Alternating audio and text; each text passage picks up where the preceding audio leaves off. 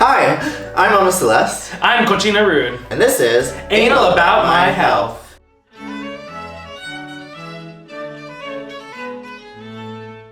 Today we're here with Malcolm Gregory Scott. Hi Malcolm, how you doing? Hi, thanks for having me. Thanks for being here. So Malcolm, tell us, what are you anal about today? Today I'm anal about sharing my experience as a long-term AIDS survivor and letting people know what it was like back in the day before they had reliable and effective treatments. Can you talk to us a little bit about what living back then was when everything was sort of just new and being discovered? Well, I was diagnosed in 1987, and at that time it was considered pretty much a death sentence. The doctor who told me I had AIDS, in fact, or the virus that causes AIDS, as he put it, said you should go home and get your affairs in order, spend time with your family. So I did exactly that. I thought I was going to die within a year or two, for sure. And so that was very frightening, of course.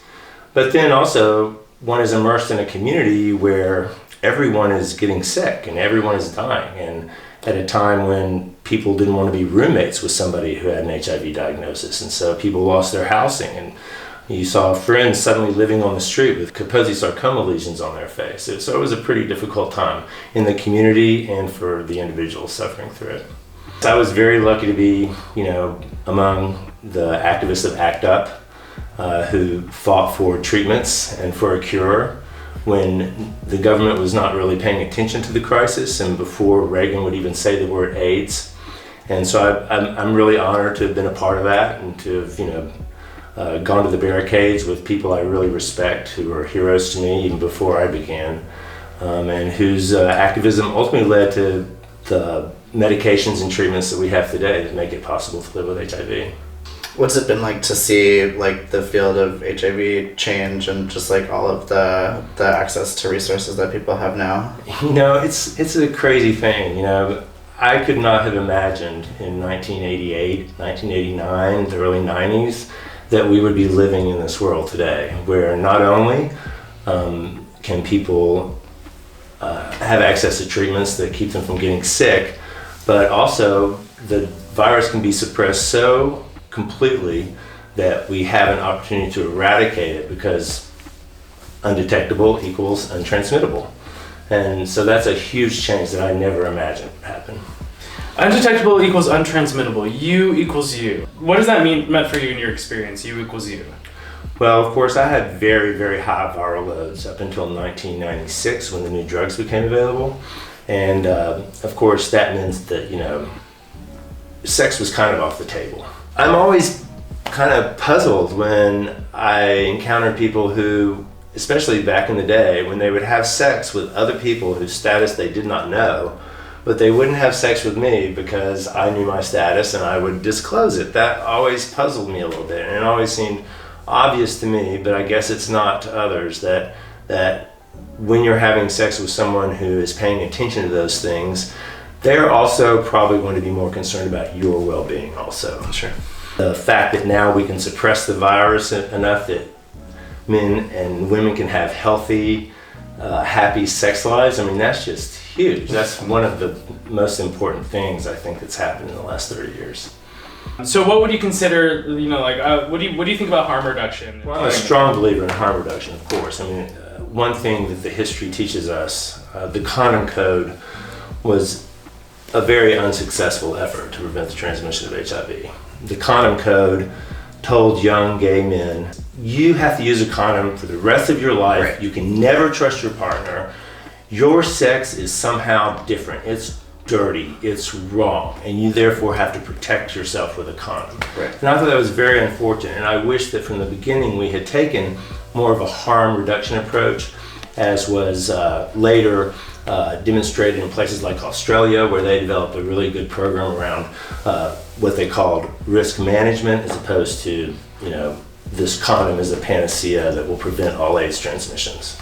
Right. I feel like a lot of the sex education that I got as a kid was based around this fear of STDs, this fear of transmitting HIV, and that's been what I think has changed so much, is that now that the stigma around HIV is sort of waning off with the use of PrEP and the undetectable and untransmittable, I just think people are having more pleasurable sex than they were before. Definitely. I think fear of sex is one of the most unfortunate consequences of the epidemic. One of the great things about, you think about the Harvey Milk days in San Francisco, one of the greatest things about that is all of these people coming from all over to a place where they could feel good about their sexuality and really have a healthy, happy sexual life, sure, in spite of being gay. And because they were gay, moreover. Like, it's maybe better because you're gay, right?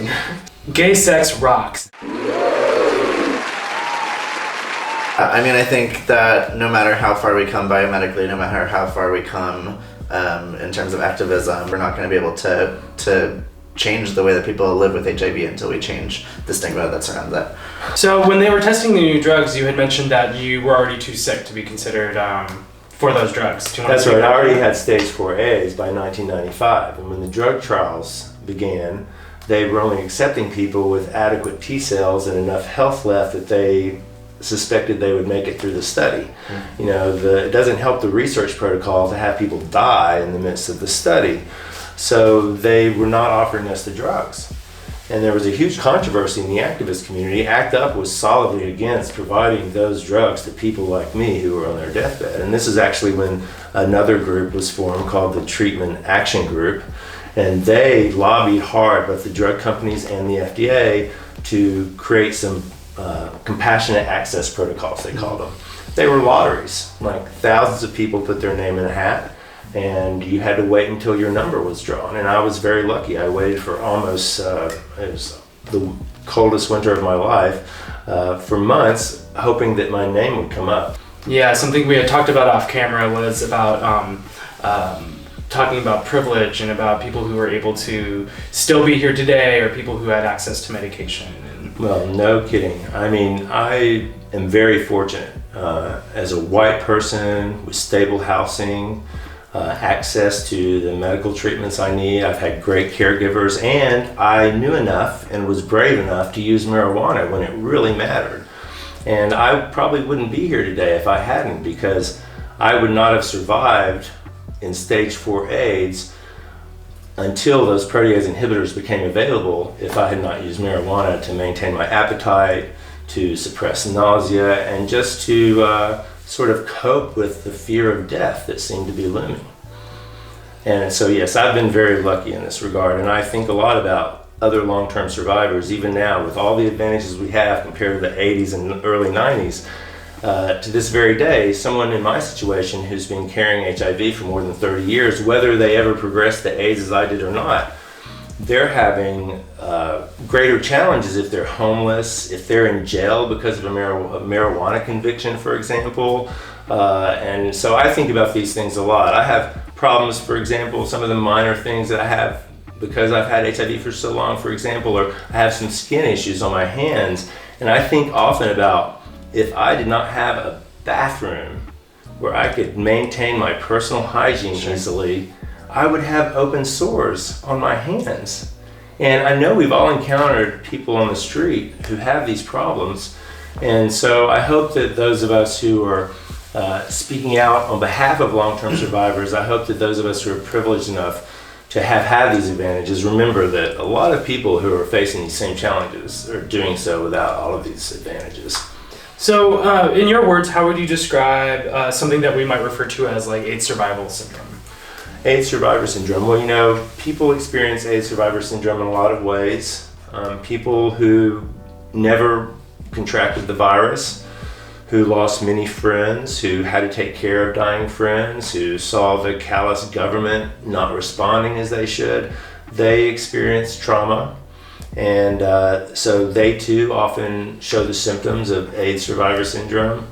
Where I received my health care, they actually provide a diagnosis to some patients of AIDS-related PTSD, which is very common among people like myself who've lived with the virus or suffered full-blown AIDS before the drugs were available. Although we talk about a long-term survivor, technically I think now they're saying if you had HIV before 1996, one is qualified as a long-term survivor. That's something distinct from AIDS survival syndrome.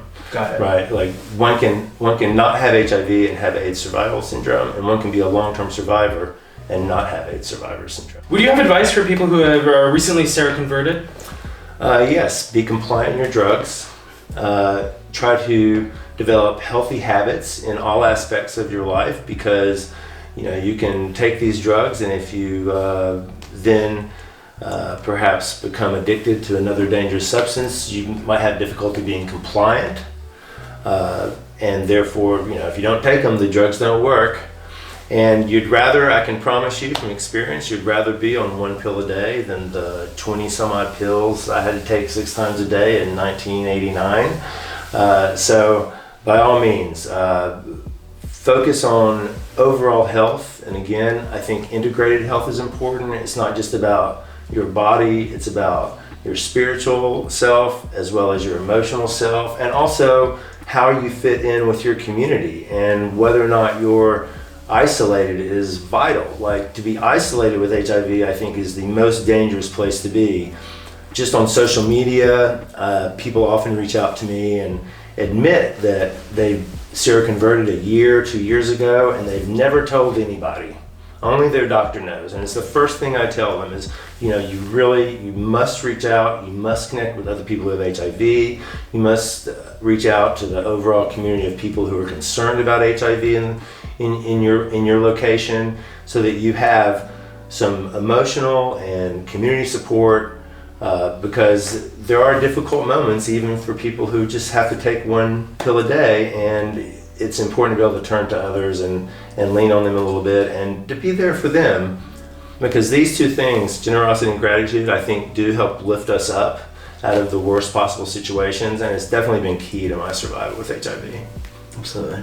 Do you think that there was anyone in history of the past of HIV and AIDS activism who we may have missed, who may not be with us today for any particular reasons, or?